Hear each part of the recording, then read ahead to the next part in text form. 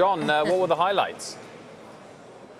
Well, Wilfred, you know, our colleagues at CNBC.com reported earlier today that Maxine Waters had met with Jamie Dimon and David Solomon of J.P. Morgan and Goldman Sachs, respectively, as she takes over the gavel of the Financial Services Committee chair. Wall Street source told me earlier today those were courtesy call meetings, not a lot of news out of them, and Maxine Waters, the chairwoman of the committee, told me that's exactly what they were.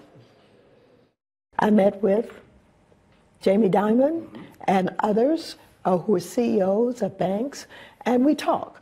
First of all, they make the rounds, and they stop in and they talk with those legislators that they think will be involved in their issues, have some influence, impact on what they're all about and what they're doing, and I welcome them. Right. As a matter of fact, I have an open door. I welcome everybody. I believe that even if you know you disagree with a particular industry, you let them in and you let them talk to you. It's always a learning experience.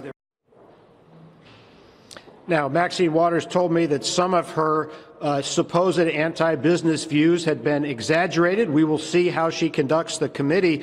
She has just now left the interview to go over to the Senate to try to pressure senators to reopen the government. She has leaned on financial institutions to make loans available to federal workers who are not getting paid right now, but that did not make her impressed with those comments from Wilbur Ross, the Commerce Secretary, on Squawk Box today. She said Ross's statement that he doesn't understand why people have to go to food banks defines this as an administration of rich, powerful people who don't understand how working people live, guys.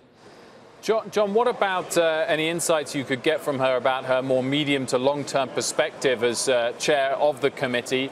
Does she want to undo the deregulation that we've seen in the first couple of years of the Trump administration towards banks? Well, Wilfred, I think the underlying reality, which she acknowledged, is there isn't going to be a lot of legislating in the next 2 years. Not only do you have a Republican Senate, you have a Republican president who is very fiercely at odds with Maxine Waters and she with him.